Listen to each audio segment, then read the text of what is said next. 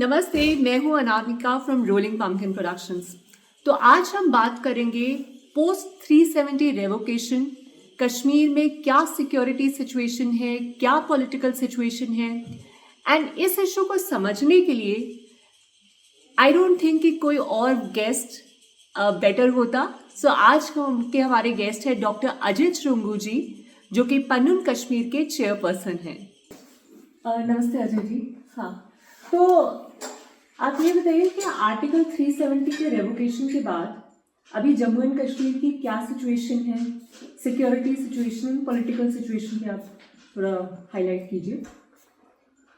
देखिए, जम्मू कश्मीर की security situation इस वक्त बहुत ज़्यादा, जिसको आप कहें, चिंताजनक है। दो कारणों के कारण चिंताजनक है। एक, जो जिहादी आतंकवाद के नाम पे जो वहाँ पे ऑपरेशन चल रहे हैं, उसका जो स्वरूप है, उसके कारण उस स्वरूप को जानबूझ के न समझने की जो प्रवृत्ति सरकार में है, उसके कारण, और तीसरा कि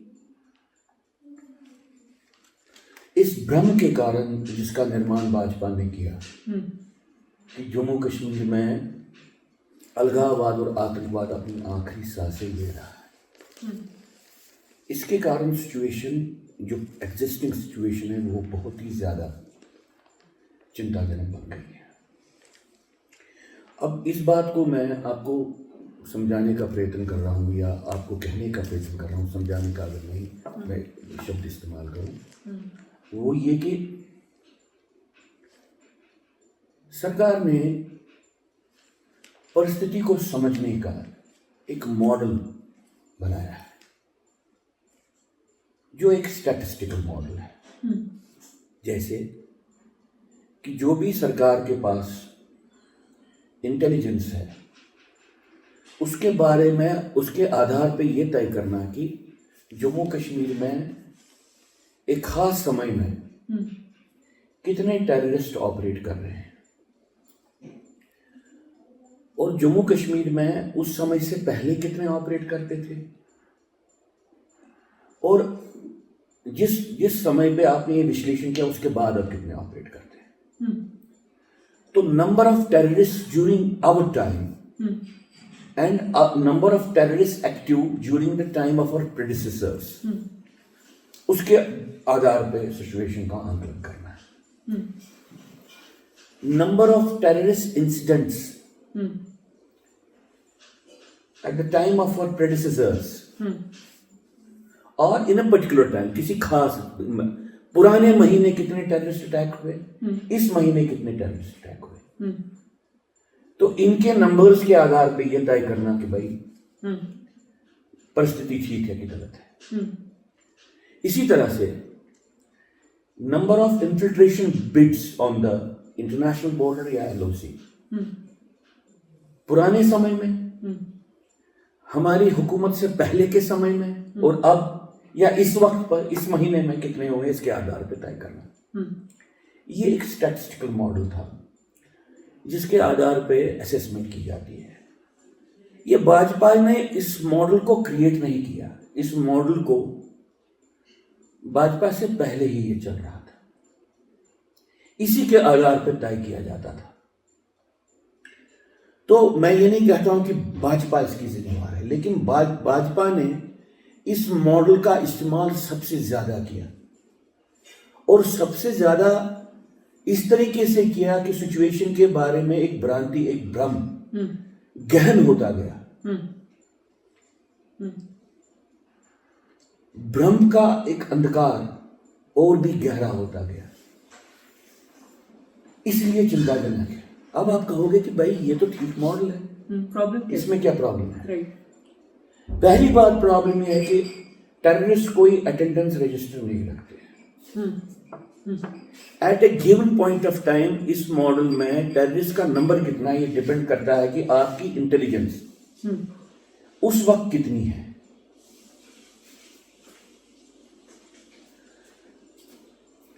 इसलिए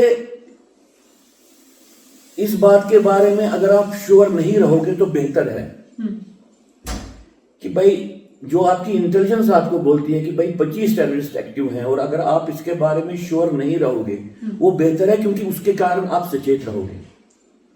लेकिन अगर आप इसके बारे में श्योर रहोगे कि इससे सिक्योरिटी की असेसमेंट प्रॉपरली हो रही है, तो आप गलती करोगे, आप तैयारी नहीं करोगे, आप तैयार नहीं बैठोगे। तो स्टैटिस्टिकल मॉडल में पहली कमी ये है कि ये फुल प्रूफ नहीं है। ये डिपेंड करता है at a given point of time आपकी इंटेलिजेंस स्टेटस क्या होता है, और at a given point of time जो टेररिस्ट एस्टैब्लिशमेंट है उसकी इंफॉर्मेशन या उसकी इंटरनल प्रोसेसेस कितना परकुलेट बाहर हो रही है। अगर टेररिस्ट इंफ्रास्ट्रक्चर ज्यादा सोफिस्टिकेटेड बन गया, उन्होंने वो सारे प्रिकॉशंस ले लिए कि बाहर बात ही नहीं जाए, तो आपके पास जो इंफॉर्मेशन रहेगी वो कम होगी, आप टेररिस्ट का असेसमेंट नहीं कर पाएंगे प्रॉपर्ली।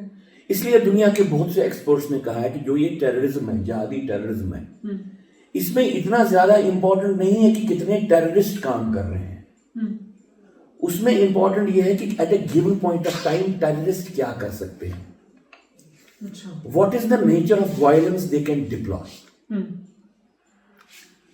तो जैसे 9/11 एक ऐसा आतंकवादी हमला किया जिसमें ज्यादा से ज्यादा एक्टिवली जो इन्वॉल्व थे वो 19 टेररिस्ट थे, और उनके अलावा मान लीजिए 50 के करीब एक ग्रुप था ग्लोबली जिसने, लेकिन एक ऐसा हमला हुआ कि पूरे विश्व की geopolitical situation, strategic situation change आ गई। इसमें स्टैटिस्टिकल कितना मिसलीडिंग होगा, 50 टेररिस्ट तो 19 टेररिस्ट आपको बोलेगा कोई, ये कितना मिसलीडिंग है। राइट। इंपॉर्टेंट ये है कि ये समझना कि टेररिस्ट क्या क्या करना चाहता है, और वो क्या क्या करने के लिए, क्या उसके पास वैचारिक क्षमता है, क्या उसके पास कमिटमेंट है, आइडियोलॉजिकल कमिटमेंट है, और क्या वो उस व्यवस्था का निर्माण कर सकता है जिस व्यवस्था के कारण ये करना है।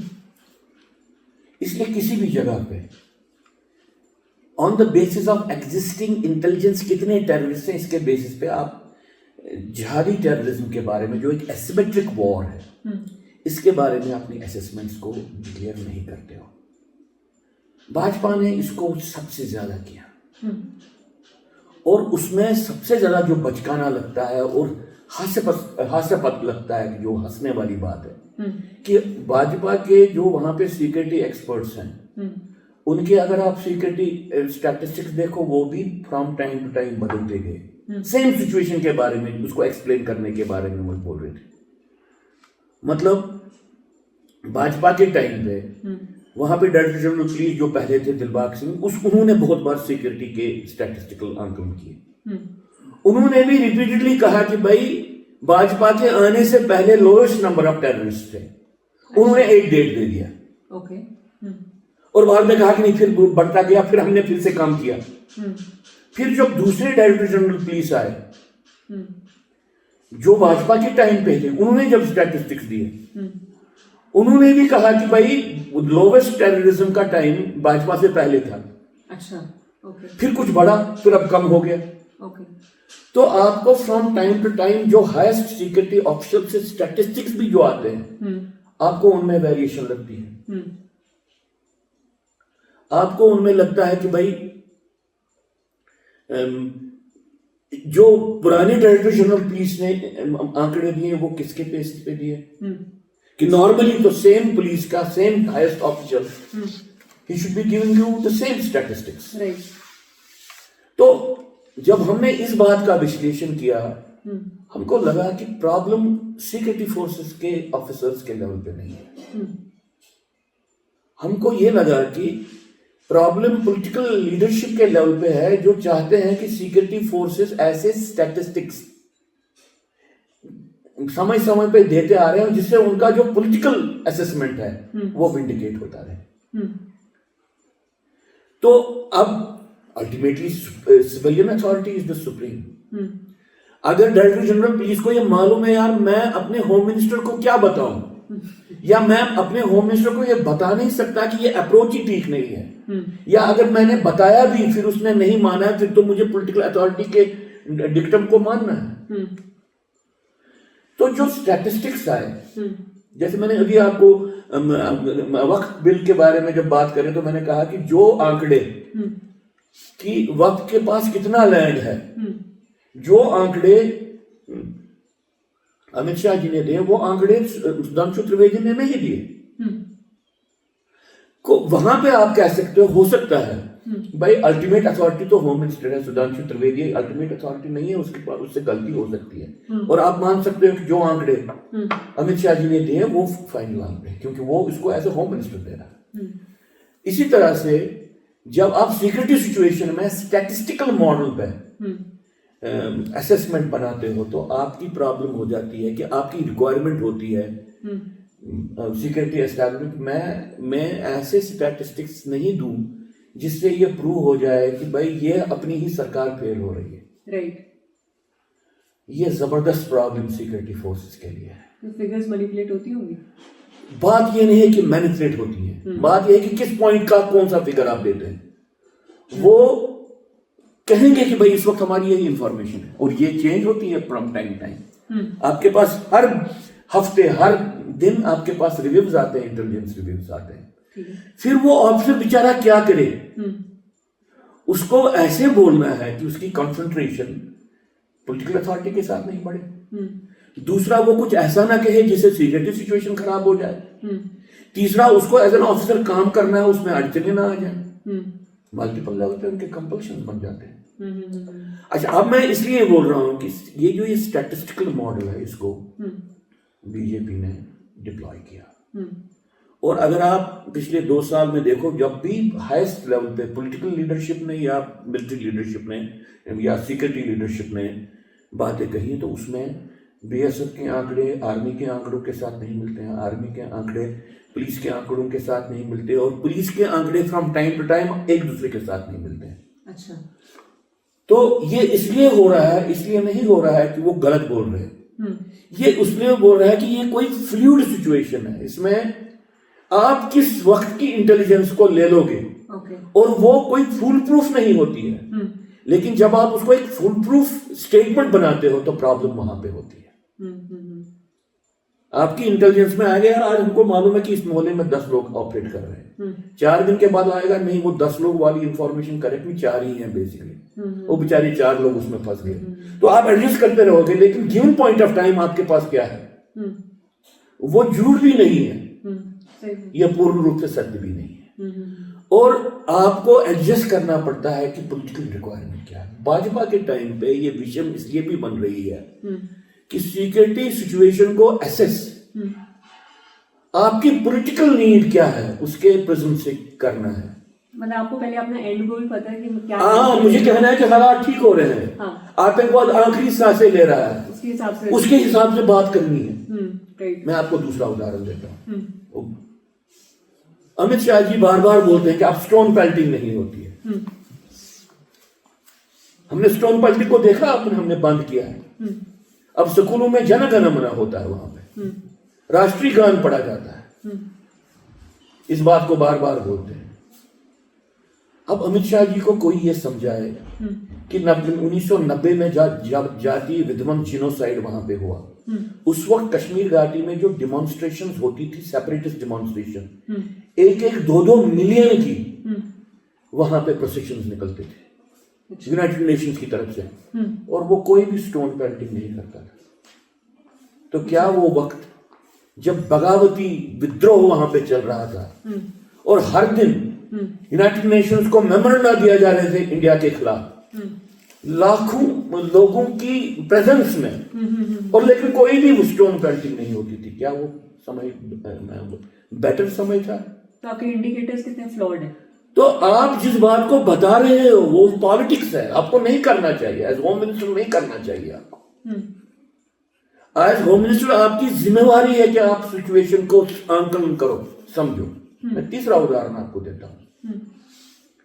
अभी हाल ही में कठुआ में लोगों ने डिक्लेयर किया कि भाई यहां पे 5 लोग आए थे, हिंदू मेजॉरिटी एरिया कुटवा है ओवरवेलमिंगली। वहां पे वो किसी घर में गए खाना देने के लिए, उनको थ्रेटन किया, उनसे कुछ चीजें मांगी और चले गए। अब लोगों ने वहां पे पुलिस को बोला, सिक्योरिटी फोर्सेस ने ऑपरेशन किया। उस ऑपरेशन में 4 सिक्योरिटी फोर्सेस मारे गए। सरकार ने डिक्लेयर किया पहले दिन कि 3 वो मरे, 3 हम मरे, लेकिन जो 3 टेररिस्ट मरे उनकी बॉडीज हमको नहीं मिली। हमने 2 बॉडीज को ड्रोन्स के माध्यम से देखा, बाद में अभी भी, और बाद में नेक्स्ट डे डिक्लेयर किया कि 4 हमारे सिपाही मरे और 2 टेररिस्ट मरे। ये बात कही और कहा कि एनकाउंटर चल रहा है, और वो एनकाउंटर कल तक चल रहा है, उसको डिक्लेयर नहीं किया गया कि ये बंद हो गया है। और इस एनकाउंटर के दौरान वो टेररिस्ट ग्रुप या और भी कोई टेररिस्ट ग्रुप हो, वो घर जाके लोगों से अपनी प्रेजेंस को डिक्लेयर करते हैं, लोगों से खाना मांग के। अच्छा। अब आप देख लो, एक टेररिस्ट ग्रुप 15 दिन आर्मी, पैरामिलिट्री फोर्सेस और पुलिस की जो भी जॉइंट वहां पे डिप्लॉयमेंट है उसको फेस कर रहा है, उनके साथ एंगेजमेंट कर रहा है, उनकी कैजुअलिटीज ले रहा है, और अभी भी वो चल रहा है। क्या ये ज्यादा बेटर इंडिकेटर है टेररिज्म का कि जो होम मिनिस्टर बोलते हैं आप इतने ही टेररिस्ट हैं? राइट। कैपेबिलिटी ऑफ टेररिज्म क्या है? ये ज्यादा बेटर इंडिकेटर है। टेररिस्ट जब ऑपरेशंस कर रहे हैं, उन ऑपरेशंस का नेचर क्या है, वो ज्यादा बेटर इंडिकेटर है देन आपके पास कितनी इंफॉर्मेशन है कि कितने टेररिस्ट हैं। 15 दिन आपके कहने के, सरकार के कहने के मुताबिक 5 लोगों का ग्रुप, जिसमें आप कहते हो 2 लोग मारे गए हैं, वो 15 दिन से आपको मिल नहीं रहे हैं उस एरिया में जहां पे उनको पॉपुलेशन सपोर्ट नहीं है, और आप कह रहे हो कि सारे पाकिस्तान से आए हैं, तो उनको वहां की टोपोग्राफी नहीं मालूम है। आपकी फौज को टोपोग्राफी भी मालूम है, लोगों का सपोर्ट भी आपके पास है, आप उनको लोकेट नहीं कर पा रहे हो, आप इतने दिन, और वो आपके साथ आपकी कैजुअलिटीज भी ले रहे हैं, आपके साथ कांस्टेंट मिलिट्री एंगेजमेंट्स कर रहे हैं। तो वो अपने कमांडो ट्रेनिंग की, अपने एक्सपर्टाइज को बार बार डिमॉन्स्ट्रेट कर रहे हैं। उन लोगों के पास कैपेबिलिटी, मिलिट्री कैपेबिलिटी क्या है? अगर आपके पास आंकलन है तो वो बेटर यार्डस्टिक है देन कि आपके पास इंफॉर्मेशन कितने टेररिस्ट की है, कि कितने टेररिस्ट ऑपरेट कर रहे हैं। तो मेरे कहने का मतलब है कि जम्मू कश्मीर की परिस्थिति इसलिए विषम है कि टेररिज्म पिछले 2 साल से सबसे ज्यादा एक ऐसे एरिया में हो रहा है जहां पे अलगाववाद का सपोर्ट बिल्कुल मिनिमम है, जहां पे हिंदू पॉपुलेशन है, रह रही है, और वहां पे महीने महीने लॉन्ग वाले एनकाउंटर्स हो रहे हैं। अच्छा। और उसमें जो कैजुअलिटीज हो रही हैं वो ज्यादा सिक्योरिटी फोर्सेस की हो रही है। कभी 1:1, कभी 2:1, कभी 3:1 हमको दिख रहा है। अच्छा। बार बार सिक्योरिटी फोर्सेस के एम्बुशेस हो रहे हैं।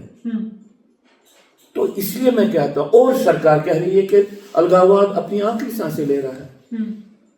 ये विषम परिस्थिति है, इस विषम परिस्थिति का पॉलिटिकल आंकलन करना होगा। तो अभी हाल ही में असेंबली में जो मुस्लिम एमएलएज ने वक्फ बिल के अमेंडमेंट का विरोध किया, उनके टोन और टेनर को, उनके स्टेटमेंट्स को एनालाइज करके आपको दोनों बातों का एहसास होगा कि so called moderate main stream political leadership का सेकुलर इश्यूज के बारे में उनका स्टैंड क्या है, और दूसरा जो जम्मू में टेररिज्म चल रहा है उस टेररिज्म का नेचर और क्वालिटी का असेसमेंट करके आपको ये मालूम पड़ेगा कि हालात कितने खराब हो गए हैं। लेकिन अमित शाह जी हमको बोल रहे हैं कि कश्मीर में ट्यूलिप गार्डन खुले हैं और कश्मीर में इतने टूरिस्ट जा रहे हैं। हमको बोल रहे हैं कि इसके आधार पे आप आंकलन करो कि टेररिज्म की सिचुएशन कैसी है। ये परिस्थिति वैसी ही थी कि हमस के हमले से पहले इसराइल पे, इसराइल की गवर्नमेंट ये कहती थी कि 18,000 के करीब उनके एम्प्लॉयज रोज यहाँ पे आते हैं गाजा से, हम उनको नौकरी भी देते हैं, वो यहाँ पे काम करके चले जाते हैं वापस। और उनकी आशा थी कि भाई कुछ इक्का दुक्का घटना हो रही है, लेकिन गाजा की गवर्नमेंट, हमस की गवर्नमेंट आहिस्ता आहिस्ता से काम कर रही है, इनएफिशिएंट है लेकिन काम चल रहा है, हालात खराब नहीं है। और एक इवेंट से पूरे हालात खराब हो गए। इस वक्त विषम परिस्थिति इसलिए भी है कि इस वक्त पाकिस्तान कंट्रोल्ड टेररिस्ट ही ऑपरेट नहीं करते हैं। इस वक्त इस रीजन में पाकिस्तानी स्टेट के खिलाफ जो पान इस्लामिक टेररिस्ट काम कर रहे हैं वो भी ऑपरेट कर रहे हैं। अच्छा। और जो पाकिस्तानी स्टेट के खिलाफ पान इस्लामिस्ट काम कर रहे हैं वो इंडिया के भी खिलाफ है। तो दो ग्रुप टेररिस्ट के काम कर सकते हैं इस वक्त जम्मू कश्मीर में, एक जो टोटली कंट्रोल में आईएसआई है, एक जो आईएसआई के कंट्रोल में नहीं है, लेकिन उनका लक्ष्य हिंदू को हताहत करना है, उनका लक्ष्य इंडिया को लैसरेट करना है। ये दोनों बातें साइमल्टेनियसली हो जाएंगी, हो रही हैं। इसका आंकलन क्या सरकार कर रही है? नहीं कर रही है। सरकार किस तरह से ये कर रही है, रिस्पॉन्ड कर रही है, वो सॉफ्ट टारगेट का जो स्पेक्ट्रम है उसको बढ़ा के कर रही है। जैसे टूरिज्म बढ़ा के वो समझते हैं टेररिज्म को खत्म करें। वो कभी भी इस बात को नहीं देख रहे हैं कि भाई कल को वो एक टूरिस्ट की बस को एब्डक्ट भी कर सकते हैं। वो कभी भी इस बात का निर्णय नहीं करते हैं कि क्या हमारे पास इतनी सिक्योरिटी व्यवस्था है कि हम लाखों की संख्या में बाहर से टूरिस्ट को वहां पे भेजें और वो सुरक्षित रहे। वो इस तरीके से नहीं सोचते। वो सोचते हैं कि अगर टूरिस्ट जाएं, अगर उनको मानो मार भी लिया जाए तो हम दुनिया को बोले देखो जी हम नॉर्मल गवर्नमेंट कर रहे थे, आतंकवादी तंत्र पाकिस्तान ने किस तरह से हमारे सॉफ्ट टारगेट्स को मारा, तो अपने लिए एक इंटरनेशनल सिंपैथी ले लें। और अगर उन्होंने फैसला किया कि भाई हम टूरिस्ट को नहीं मारे, हम इनसे पैसा कमा रहे हैं, तो भारत सरकार इंडिया को बोले कि देखो मैंने हालात ठीक कर दिए, कुछ वो नहीं रहा। तभी ये विषम परिस्थिति जहां पे भारत का और खासतौर से मतलब हिंदू की लाइफ को कभी भी खतरा है, कश्मीर में भी और जम्मू में भी। लेकिन हिंदू की डेमोग्राफी का जो खतरा है उस खतरे को भारत सरकार नहीं मानती है। वो कहती है कि टेररिज्म मुसलमान के खिलाफ भी है और हिंदू के खिलाफ है। इसलिए इस पर्सपेक्टिव से हमको देखना ही नहीं, इसलिए ये विषम परिस्थिति है। But is there a possibility कि स्टैटिस्टिकल अप्रोच, क्योंकि बहुत देर से चली हुई है तो वो चला रहे हैं, it suits the narrative, but वो असली में इस सिचुएशन का संज्ञान ले रही हैं या नहीं? देखिए बात यह है कि अगर प्राइम मिनिस्टर ये कहे कि आतंकवाद आखिरी सांसें ले रहा है, अगर होम मिनिस्टर कहे कि आतंकवाद आखिरी सांसें ले रहा है, इसकी मैसेज एडमिनिस्ट्रेशन के लिए क्या है? आप इसको कैसे डिमॉन्स्ट्रेट करोगे? जब आपको एडमिनिस्ट्रेटिव फंक्शनिंग नॉर्मल लगेगी, या जब प्राइम मिनिस्टर ये उद्घोषणा करता हालात नॉर्मल है, मैसेज क्या जाती है चीफ सेक्रेटरी लोगों के लिए? हालात नॉर्मल है। तो आपकी अलर्टनेस, आपको जो स्पेशल ऑपरेशंस या स्पेशल प्रिकॉशंस लेने हैं, वो सारी प्रक्रिया उसमें खुद विघ्न आ जाता है। साइकोलॉजिकली आप खुद ही बिलीव करते हो हालात ठीक है, जो आपको प्रिकॉशंस लेने हैं आप खुद ही नहीं लेते हो। अब अगर ऐसा हो कि आपने जबरदस्त ग्राउंड पे सीज रखा है, सिक्योरिटी सीज रखा है, रखना पड़े आपको, लेकिन पब्लिकली बोल रहे हैं हालात ठीक है, तब कंट्रडिक्शन है, आप फंस जाएंगे। आपको वो प्रमोट करें कि भाई आपके पास यहाँ पे इस तरह से, तो आप क्या बोल रहे हो हालात ठीक है। तो मैंने तभी कहा कि भ्रम को पालने की एक परिस्थिति है जिसमें आपको एडमिनिस्ट्रेशन चलानी है, लोगों को अपनी सुरक्षा के बारे में सोचना है। तो वो एक कॉम्प्लेक्स सिचुएशन का निर्माण करके मैं समझता हूँ ये भ्रम की परिस्थिति, ये बहुत गहराई है भाजपा के टाइम पे, ये कम नहीं हुई है। इंटरनेशनल जिहाद जो है उसका जो स्टेटस जम्मू कश्मीर में है वो इसलिए भी विषम है क्योंकि हम प्रोक्लेम कर रहे हैं कि पाकिस्तान तो अब कमजोर हो गया है, हम प्रोक्लेम कर रहे हैं पाकिस्तान तो अब खत्म हो रहा है, हम कह रहे हैं कि पाकिस्तान के पास भी अपनी आर्मी को चलाने के पैसे नहीं है। ऐसी परिस्थिति में हम ये भी कह रहे हैं कि लश्कर तोयबा को तो हाफिज सईद के हम लोगों को वहां पे मार रहे हैं, गवर्नमेंट की प्रोपेगेंडा चैनल बोल रहे हैं हम मार रहे हैं, हमारी तो ताकत जितनी है हम पाकिस्तान में हमला कर रहे हैं। फिर आप देख रहे हैं कि वही लश्कर तोयबा या वही जैश मोहम्मद कश्मीर में, जम्मू कश्मीर में एक्टिव है और आपके साथ 10 दिन 15 दिन एक महीने के एनकाउंटर करता है। आप इसको कैसे एक्सप्लेन करोगे? आपके सामने सिचुएशन है। That means despite Pakistan is getting weak, there is an autonomous structure जो पान इस्लामिक टेररिज्म को सस्टेन किए हुए है, जो उसको फंड किए हुए है, जो उसको मिलिटराइज किए हुए है। और मिलिट्री उनके पास सरकार खुद बोलती है अब पुराने वाले AK-47 भी नहीं है। 90 में जब AK-47 इनके पास था, टेररिस्ट के पास था, तो हमारे फौजियों के पास सेल्फ लोडिंग गन थे। अब उनके पास अमेरिकन कार्बाइन्स हैं, अब उनके पास ड्रोन्स हैं। और आपको एक मजेदार बात बताऊं, अभी लोकल पुलिस सीनियर ऑफिसर की तरफ से लोगों को अपील आई कि आप ये देखना कि ड्रोन तो नहीं आ रहा है वहां से, लोगों को ख्याल रखना है ड्रोन आने का, तो हमको बताइएगा। इंस्टेड ऑफ लोगों को कहना कि हमारा एंटी ड्रोन सिस्टम अब इंटैक्ट, इनफैक्ट ये कहना कि हम काउंटर ड्रोन ऑफेंसिव कर सकते हैं, आप चिंता नहीं कीजिए। उसके बदले अपीलें जाती हैं लोगों को कि अगर ड्रोन कहीं से देखा तो हमको बोलना। हमको ये नहीं कहा जाता कि हमने एंटी ड्रोन सेंसर्स लगाए हैं, आप कोई चिंता नहीं। हमारे पास राडार सिस्टम ऐसा है कि कोई भी ड्रोन इस एरिया में लैंड करके नहीं आ सकता है। हमको हर दिन कहा जाता है कि अब नई security review, full spectrum of anti terrorist measures operational है। लेकिन फिर सरकार के ही बयान जब आते हैं, हमको लगता है कि भाई अभी कुछ ऑपरेशनल नहीं है। जब आपको ऐसा वक्तव्य आएगा कि अब सरकार खुद बोले कि भाई हमको, सिक्योरिटी फोर्सेस बोले कि भाई हमको उनकी कम्युनिकेशन अब पेनिट्रेट नहीं हो रही है, उनके पास कम्युनिकेशन सेटअप्स ऐसे हैं जिनको हम पेनिट्रेट नहीं कर रहे, तो आप एक graduation of terrorism to a different level कर रहे हैं। जब आप खुद बोल रहे हो कि भाई ओवरग्राउंड वर्कर्स का आपस में जो कम्युनिकेशन है वो इतना सोफिस्टिकेटेड हो रहा है, आप नहीं मालूम पड़ रहा है कि कौन ओवरग्राउंड वर्कर भी है, तो ऐसी परिस्थिति में को विषम कहना बड़ा स्वाभाविक होगा। और ये आशा करना कि भाई हमारे माननीय होम मिनिस्टर सिचुएशन की गहराई को समझें और इस बात को समझें कि भाई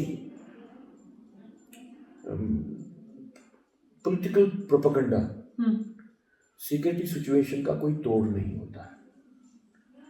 वो गृह मंत्री हैं, वो सिर्फ भाजपा के लीडर नहीं है, और गृह मंत्री के रूप में जो एक ग्रेविटी होनी चाहिए, उस ग्रेविटी और जो सेंसिटिविटी होनी चाहिए उस सेंसिटिविटी को डेमोन्स्ट्रेट करना। तो it's such sad state of affairs कि इंडिया जो एक परपेचुअल विक्टिम ऑफ टेररिज्म रहा है, अभी भी उसके तरीके जो है इतने अनसोफिस्टिकेटेड है। अब खतरनाक बात यह है कि अभी जो भी सोशल मीडिया के माध्यम से जो भी डिस्कशन चल रहे हैं, जो मैंने आपसे बातें की आपको बहुत कम जगह, इसलिए नहीं कि मैंने आप ब्रॉडर ट्रेंड्स की बात की, मैंने कोई इंजीनियस बड़ी रॉकेट साइंस वाली बात नहीं, मैंने आपको इतना ही कहा कि भाई जो आपके पास आंकड़े हैं कि नंबर ऑफ टेररिस्ट कितने हैं, उसके बेसिस पे आप आंकलन करो कि सिक्योरिटी सिचुएशन ठीक हो रही है गलत हो रही है। ये इंपॉर्टेंट यार्डस्टिक है कि आपके साथ जो टेररिस्ट के एनकाउंटर्स हो रहे हैं, जिस नेचर के एनकाउंटर्स हो रहे हैं, उनकी पोटेंशियल वो क्या है, ये बेटर इंडिकेटर है। मैं ये कहने की कोशिश कर रहा हूं कि भाई आप प्लीज सिचुएशन को ट्रिविलाइज नहीं कीजिए, उससे आपको राजनीतिक नुकसान भी होगा, सिक्योरिटी नुकसान तो हो ही रहा है, और लोगों के स्तर पे तो प्राइस देना ही पड़ रहा है। हमारी आशाएं आपसे हैं, हमारी आशाएं आपसे बाकी पार्टियों से ज्यादा है, तो ये बातें नॉर्मली कहने वाली नहीं है पब्लिक, लेकिन चलिए आपके माध्यम से किसी एक स्मॉल सेगमेंट तक भी ये बात पहुंचती है तो हमको लगता है कि हम कोई अपना राष्ट्रीय दायित्व निभा रहे हैं। मैं कोई पॉलिटिकल राइवल बीजेपी का नहीं हूं, मैं पॉलिटिकल राइवल नहीं हूं उनका, मैं ग्राउंड पे एक टेररिस्ट वॉर को झेला हुआ एक विक्टिम हूं, और मैं अपनी बात को कहने की कोशिश कर रहा हूं, यार सिचुएशन को थोड़ा बहुत डिफरेंटली देख लो, समझो, और इसके साथ रिस्पॉन्स एक डिफरेंट क्रिएट करो। अभी जैसे 370 के रेवोकेशन को ऑलमोस्ट 5 साल हो गए, सो क्या विंडो बनी थी सरकार के लिए और सरकार ने उसका यूज किया, या अभी भी स्टिल गैप्स हैं पॉलिटिकली? 370 को लेके मैंने आपको कहा 370 लीगली क्या है, वो बात बहुत डिबेट हुई है, लेकिन 370 पॉलिटिकली क्या था, वो एक स्पेशल स्टेटस स्टेट को क्रिएट कर दी थी इंडिया में, जिसका रिश्ता भारत सरकार के साथ यह था कि भाई वो समझते थे कि जम्मू कश्मीर स्टेट भारत के धरती पे एक अलग संवैधानिक व्यवस्था वाला स्टेट है, इसलिए क्योंकि ये मुस्लिम मेजॉरिटी स्टेट है। जो ये पॉलिटिकल रियलिटी है that we had to carve out a separate constitutional dispensation for a state which was the only Muslim majority state of India. इसका पॉलिटिकल मतलब ये था कि हमको भारत की ही धरती पे एक पाकिस्तानी स्टेट को बनाने का, पाकिस्तानी सिद्धांत पे एक स्टेट को बनाने, जिस सिद्धांत पे पाकिस्तान बना उस सिद्धांत पे एक स्टेट को चलाने की व्यवस्था भारतीय संविधान के संरक्षण में करनी पड़ी। तो पॉलिटिकली मीनिंग ये था कि हम भारत की धरती पे ही उसी सिद्धांत पे एक स्टेट चला रहे हैं जिस सिद्धांत पे पाकिस्तान के राष्ट्र का निर्माण हुआ। ये कंट्रडिक्शन था। जब आर्टिकल 370 को हटाया गया तो हमने इस कंट्रडिक्शन को रिमूव करने की कोशिश की, इसको रिमूव किया, एक दरवाजा खुल गया। उस दरवाजा खुलने के कारण अब जो एक्सपेक्टेशन थी कि गवर्नमेंट ऑफ इंडिया जो 75 साल इस संवैधानिक दायरे के अंदर मुस्लिम स्टेट का जो अंदर से निर्माण हुआ था और मुस्लिम हेजेमनी का जो अंदर से निर्माण हुआ था उसको अब चेंज करने की कोशिश करेगा। और उसको चेंज करने के लिए दो चीजें जरूरी थी। एक, भारत सरकार अपना response with regard to genocide of Kashmiri Hindus clear करे, वो जिनोसाइड के डिनायल या जिनोसाइड की कंसोलिडेशन की पॉलिसीज को डिमोलिश करे और जिनोसाइड की रिवर्स, जिनोसाइड को रिकॉग्नाइज करके जिनोसाइड के रिवर्सल की प्रोसेस को लाए।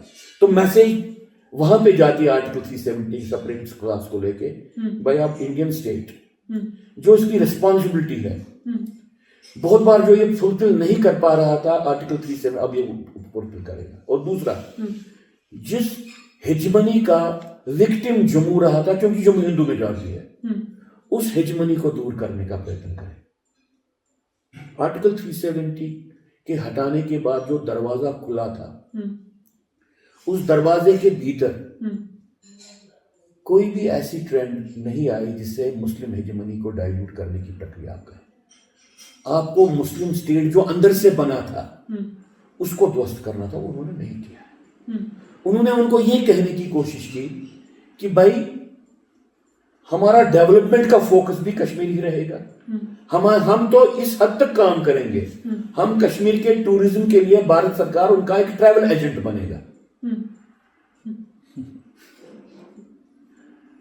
तो उन्होंने आर्टिकल 370 का जो इंपोर्ट है इसको आर्टिकुलेट नहीं किया, इसको बोला नहीं। ग्लोबली लोगों को यह नहीं कहा हमने आर्टिकल 370 क्यों हटाया। अमित शाह जी ने कहा कि इससे डेवलपमेंट में प्रॉब्लम हो रही है।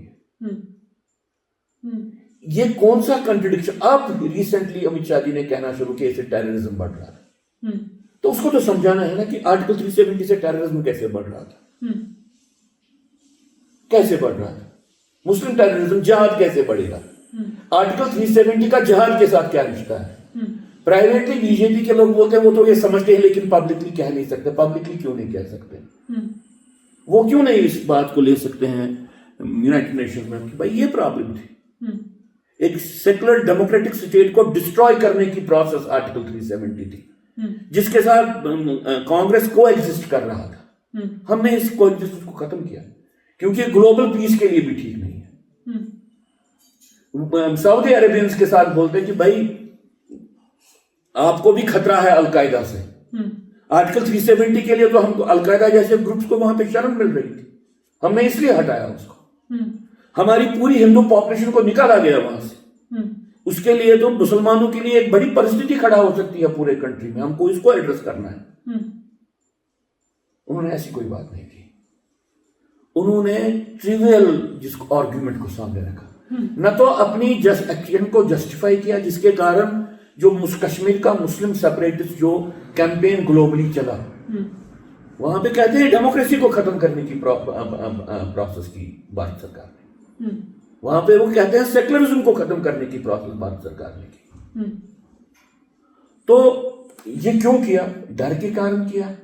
कभी कभी लगता है डर के कारण किया। हमको लग रहा था कि हमने वो आर्टिकल 370 हटाना, अब अपने आप को पीछे खींचना। स्ट्रेटेजिक विजडम ये लग रहा था कि अब उनके साथ स्ट्रेटेजिक अकोमोडेशन की जाए। उनको कहा जाए कि भैया आर्टिकल 370 हटाओ, बाकी तो वैसे ही चलेगा जैसे चल रहा था। आपको हमारे साथ कोई खास लड़ाई नहीं है, ऐसी बात। या तो ये कहने की कोई, या तो समझ नहीं थी। तो आर्टिकल 370 के बाद जो होना चाहिए था, जिसकी पॉसिबिलिटी थी, वो उन्होंने ये मैसेज उनको नहीं दी। भाई मुस्लिम कम्युनलिज्म का जो जम्मू कश्मीर में स्वरूप है वो हिंदुओं के लिए जिनोसाइडल रहा है और हमको इसको स्टॉप करना है। वो इसलिए स्टॉप करना है कि इंडिया एक सेकुलर कंट्री है।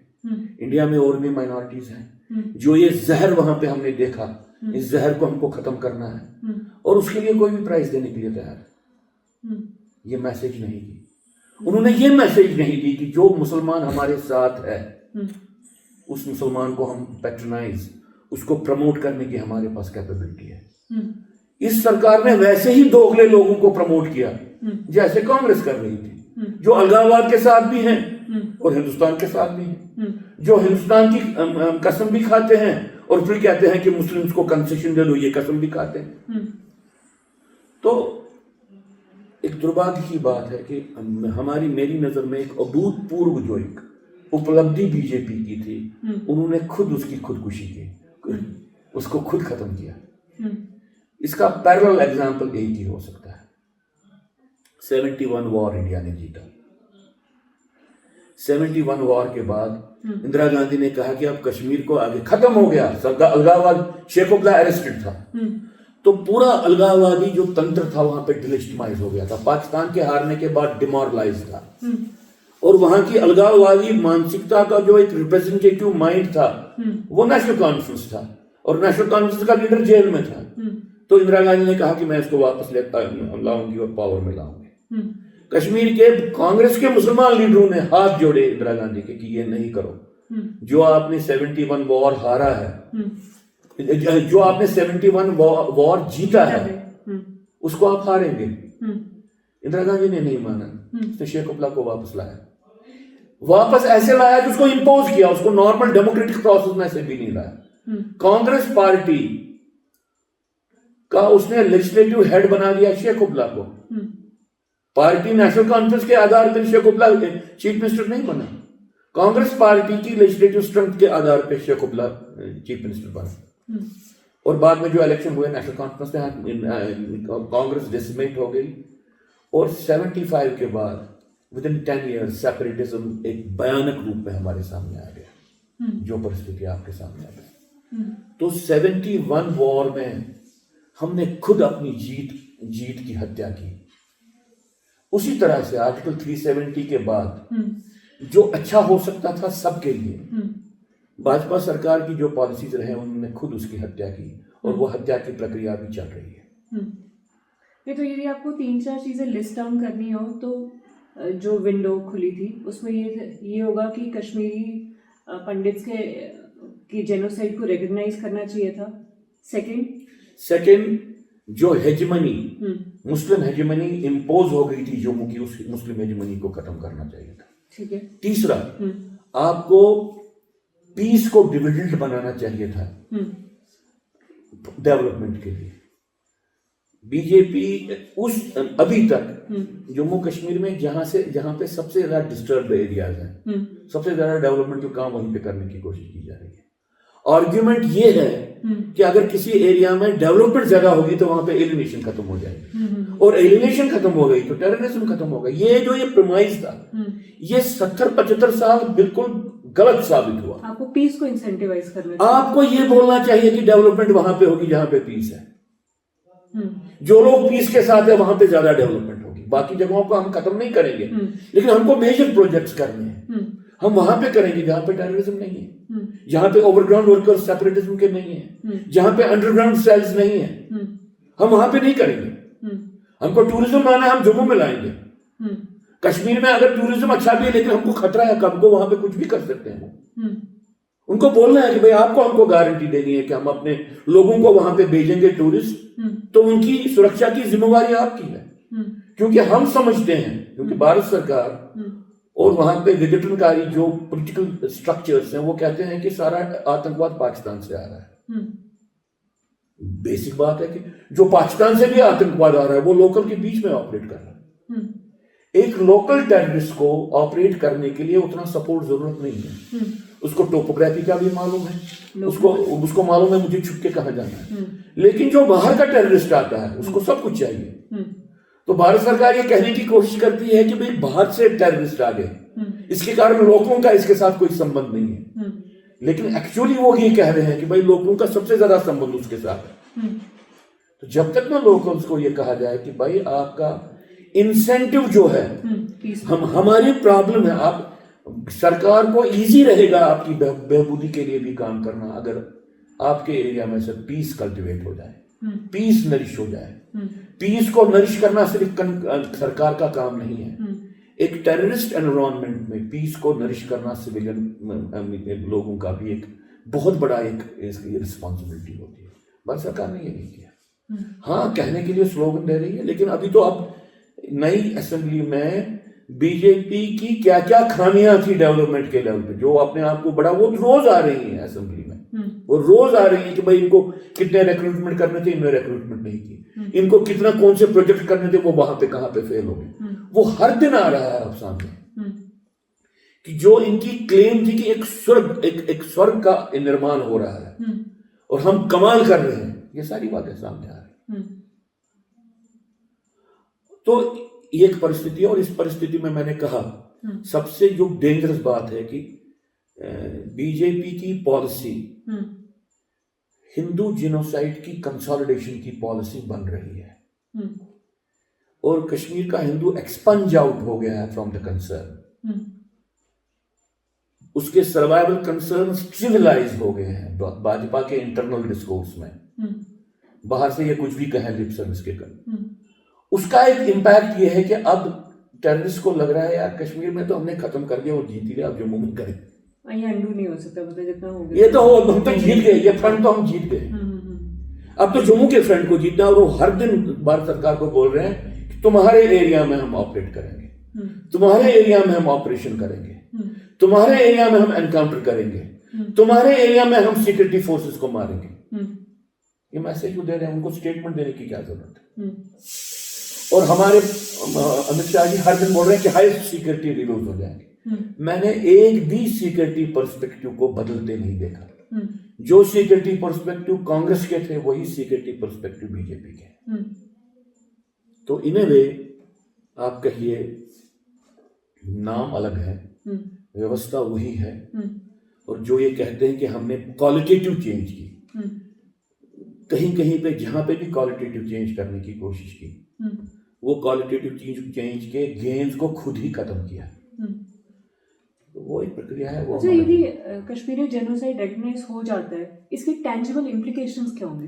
पहली इम्प्लीकेशन ये हो जाएगी कि भाई सेपरेटिस्ट को ये मालूम पड़ेगा कि भाई अब जीनोसाइड के निराकरण के लिए एक बाध्यता बन रही है सरकार की। तो जो कोई भी हम पॉलिटिकली अचीव करना चाहते हैं सेपरेटिस्ट क्लास, उसमें अब एक एक्टिव रेलेवेंट पार्टी आ गई, ये एक पार्टी आ गई है जिसका हमको जवाब देना है। दूसरा, लॉ एनफोर्समेंट को नए टीथ मिलेंगे, क्योंकि जीनोसाइड के विक्टिम्स की प्रॉब्लम जब एड्रेस करते हैं एक नए कानून के दायरे में वो देखना पड़ता है। वहां पे नॉर्मल सिविलियन कानून नहीं चलते हैं। वहां पे आहिस्ता से एक प्रक्रिया का निर्माण होता है, जिस प्रक्रिया में आपको जीनोसाइड विक्टिम्स की प्रॉब्लम्स को हल करने के लिए जिस लॉ रिजीम को इंप्लीमेंट करना है वो आपके पास लिवरेज बन जाती है। तीसरी बात, आपके पास मॉरल लेजिटिमेसी बनती है वो सारे मेजर्स लेने की, जिन मेजर्स को अगर आप ऐसे लेंगे तो वो कहते हैं वो ये गलत कर रहे हैं।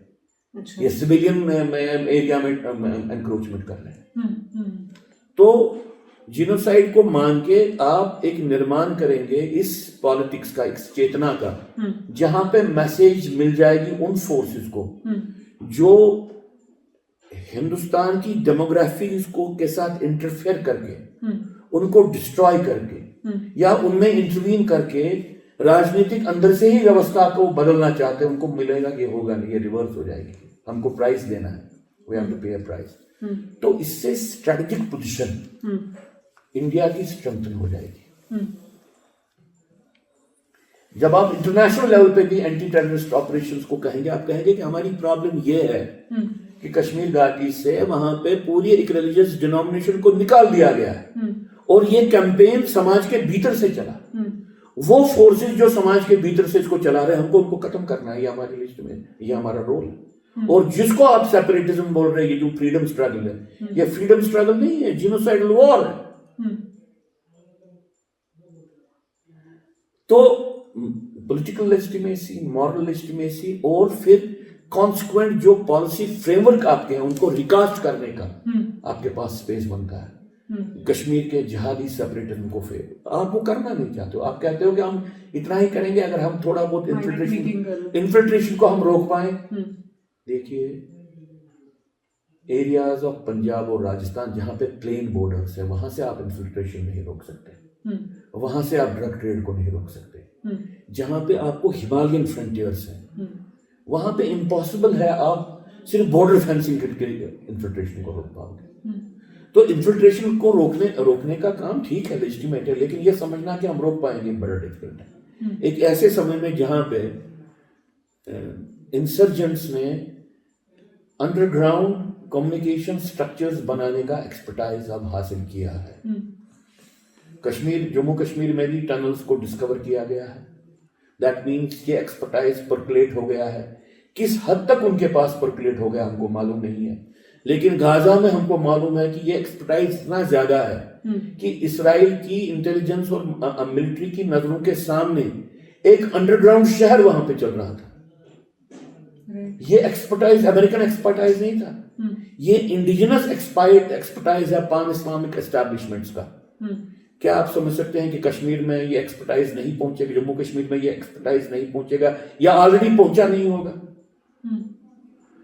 तो एक ऐसी परिस्थिति है कि आपका ये सिंपलिस्टिक सोच कि भाई हमने इन्फिल्ट्रेशन को रोका, number of terrorist, active terrorist खत्म हो गए, तो सेपरेटिज्म खत्म हो गया, जिहाद खत्म हो गया, ये इससे बड़ा मुझे लगता है कि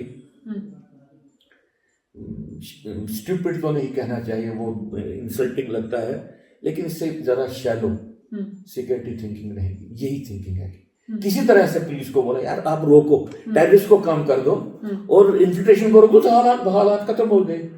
जिस तरह से आप वक्फ एक्ट का एक प्रावधान चेंज कर दो, तो आप वक्फ एक्ट के पॉलिटिकल इम्प्लीकेशंस को आप पूरे खत्म कर पाओगे। ऐसी ही सोच चल रही है। ये सोच जिसको बीजेपी वाले बोलते हैं नेहरूवियन सोच है। नेहरूवियन सोच है कि नहीं मुझे नहीं मालूम है, लेकिन ये सोच, इस सोच से ग्रसित कांग्रेस भी उतना ही है जितना बीजेपी है। अच्छा, और जो इंफॉर्मेशन शेयरिंग हो रही थी लोकल बुद्धिस्ट और आर्मी में, उसका क्या स्टेटस है? देखिए, एक वहां पे मैं इतना ही समझता हूं कि भाई बुद्धिस्ट अपने आप को समझते थे कि हम एक स्ट्रेटेजिक डेमोग्राफिक एसेट है, और हमारा कम्युनिकेशन डिफेंस एस्टैब्लिशमेंट के साथ ऐसा होना चाहिए जहां पे हमारे क्रेडिबिलिटी के स्ट्रेचर को और हमारी जो हम एक्सचेंज करते हैं एट द हाईएस्ट लेवल, उसकी जिसको आप बोलते हैं कॉन्फिडेंशियलिटी को, दोनों को मैनेज किया जाए, प्रॉपर्ली मेंटेन किया जाए। अब एक विषमता की परिस्थिति निर्माण हो रही है। जब ये बात चल रही थी, ये मोमेंट चल रही थी लद्दाखीज की, बुद्धिस्ट की तरफ से कि भाई हमको अलग यूनियन टेरिटरी चाहिए, तो करगिल शिया में ये मोमेंट चल रही थी कि हाँ ये हम तो इसका साथ भी देंगे, यूनियन टेरिटरी होनी चाहिए, लेकिन ये यूनियन टेरिटरी गिलगित बाल्टिस्तान को मिला के यूनियन टेरिटरी होनी चाहिए। तो वहां पे एक मोमेंट चल रही थी कि जहां पे वो अब कह रहे हैं कि भाई हमारी पॉपुलेशन तो अब बुद्धिस्ट से ज्यादा है as per the previous census, तो लद्दाख तो अब बुद्धिस्ट मेजॉरिटी एरिया नहीं है। लद्दाख अब मुस्लिम मेजॉरिटी एरिया है, और हम गिलगित बाल्टिस्तान में पाकिस्तान से अलग होने की मोमेंट है, इसको हमारे साथ मिला। तो एक मोमेंट चल रही है जहां पे है कि भाई लद्दाख को ओवरवेलमिंगली एक मुस्लिम मेजॉरिटी बनाने की एक प्रक्रिया, पॉलिटिक्स अलाइव है। और इस पॉलिटिक्स के होते हुए करगिल जो इंट्रूजन हुआ, भारत सरकार को मालूम है कि भाई वहां पे जो बंकर्स बने थे टेररिस्ट के या पाकिस्तानी आर्मी के, उनमें सारा माल जो सीमेंट गया वो इंडियन साइड से गया। वहां पे जो वो खाने पीने का सामान था वो इंडियन साइड से, वो कौन ले रहा था? उनकी एंट्रेंचमेंट कौन थी? कौन पॉपुलेशन सेगमेंट्स थे जो उनको सस्टेन कर रहे थे, बोल रहे थे, या उनको उनके लिए काम कर रहे थे अंदर से?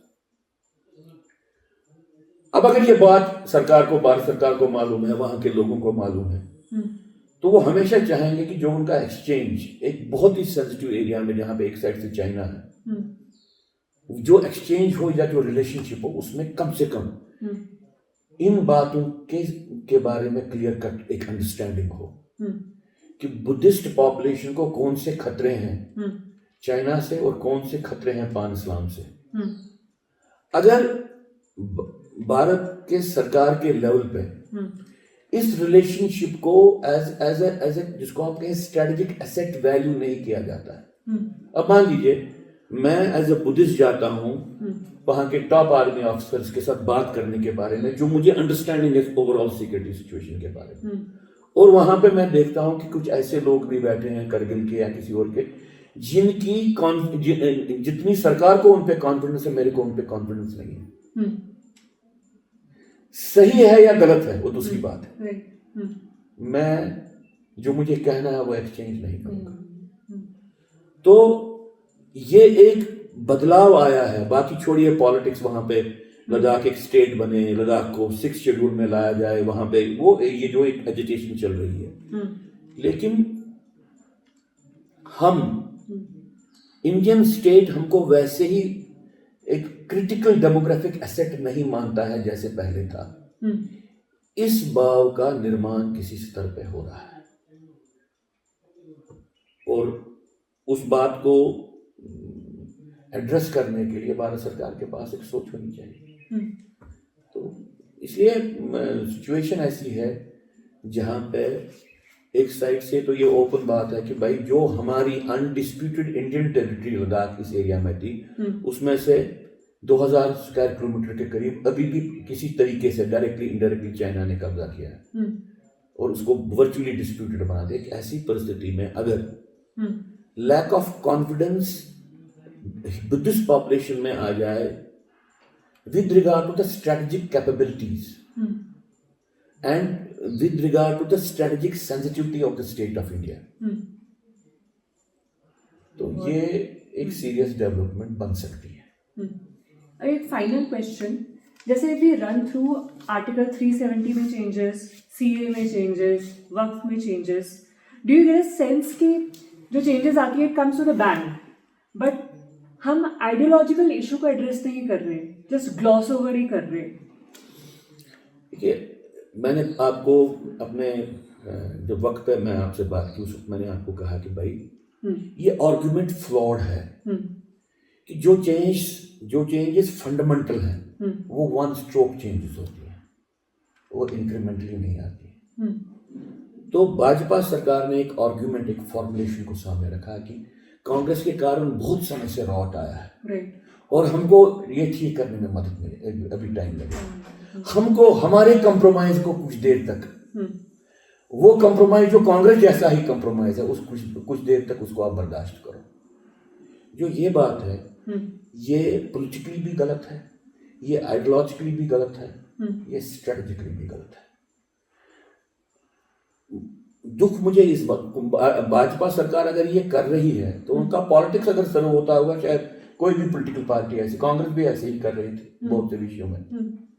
लेकिन जहां पे मुझे लगता है कि भाई हिंदू कॉन्स्टिट्यूंसी, पढ़े लिखे पॉलिटिकली कॉन्शियस हिंदू इन कंपल्शंस को लेजिटिमेसी दे रहे हैं, and as a victim of the worst form of Islamic separatism, जिहाद जिसको आप कहें, ideological as well as physical, मुझे लगता है कि ये आलम है, ये खुदकुशी का आलम है। हमने इसको भुगता है, हमने ये आर्गुमेंटेशन ऑलरेडी देखी है जेनोसाइड से पहले। हम ही ऐसे आर्गुमेंट दे रहे थे, अच्छा। जैसे आर्गुमेंट इस वक्त यहाँ के हमारे हिंदू बुद्धिजीवी दे रहे हैं। तो आप इतना ही कह सकते हो, भगवान को प्रार्थना कर सकते हो कि इनको बुद्धि मिले, इनको वो विवेक मिले, और वो विवेक ऐसा हो जिससे भारत का भला हो। इसी के साथ अजय जी धन्यवाद। Thank you so much. तो इसी के साथ मेरे साथ जुड़ने के लिए आप सबका बहुत बहुत आभार।